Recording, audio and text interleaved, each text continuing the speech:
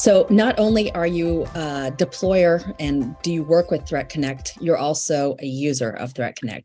Correct. Yeah. So we get to do some really interesting things on both ends because we're not just the guys using the platform. We're also the guys that are innovating and elevating. And because we deal with all of these unique custom environments and all these unique challenges that our clients face, we're able to take our knowledge, apply it in a really interesting way, and kind of do some really neat things with ThreatConnect that I'm fairly certain it wasn't originally intended for, but has done some incredible stuff for us. I love it. You liked it so much, you bought it yourself. Yeah, we really did. Speaking of which, why did you initially purchase ThreatConnect? What were the things about our platform and what we're doing? Yeah, so when we had originally looked at ThreatConnect, we were looking for a threat intel provider that was allowing us to garner kind of really useful threat intel. And that's a really weird thing to say because, there's a lot of threat intel providers out there, but not all threat intel is created equal. And so we wanted something that we could leverage to really drive our posture forward. And what I mean by that is, because we offer cloud services, we own large swaths of, internet IP space, and we're kind of touched by everything all the time.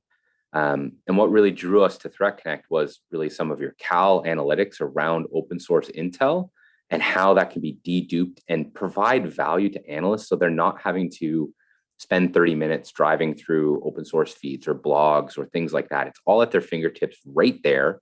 And it really helps us kind of reduce time to action. What was a really wonderful thing for us as well is really the SOAR automation that TC has. Because we have a combination of threat intel with ingest into our SIM and we have SOAR, we've now been able to take that approach of, one pane of glass of the unifier, the integrator between all these different technologies of being ThreatConnect, and then really accelerating what our analysts can do or what information is provided to an analyst very quickly, so that they're not having to spend 20 minutes in one tool, dropping into another one, going over here. We can present that information in a really standardized way. And guys can make determinations super quickly, which is really important in the name of the game for cybersecurity. Absolutely. And I was going to say specifically around Cal, what are some of the things that you're seeing and what are some of the feedback that you're getting? Because Cal is really a unique, and I'm just curious, there's so many different variations of Cal.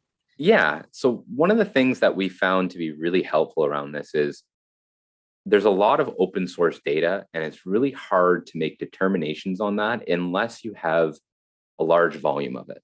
But that comes with its own pitfalls as well, because now you have a large volume of data that you're not sure you can trust. It may be a Twitter blog post. It may be, a spam house URL block. It may be a whole combination of things. And what we found to be really great about Cal is not only does it take that information and provide you in a single pane all of the different data sources for it, but it also puts a little bit of context around it. Hey, has it been seen with this state actor? Has it been seen with that? Is this new? Is this old? What was done previously with it? And then it provides a really simple metric for analysts to quickly look at and see, okay, what's the probability that this is actually malicious? How many different data sources is it present within?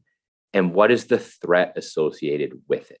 And that can be something as simple as, hey, we're seeing a lot of brute force attempts from this IP address, or hey, this hash, it is, it's tied to a nation state actor. Like you really need to be aware of this right away.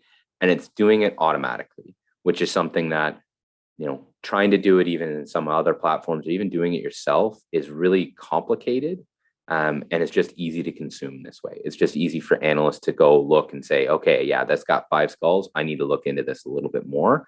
And it allows for us to kind of take some of the guesswork out or some of the difficulty when it comes to aggregation of huge amounts of threat intel.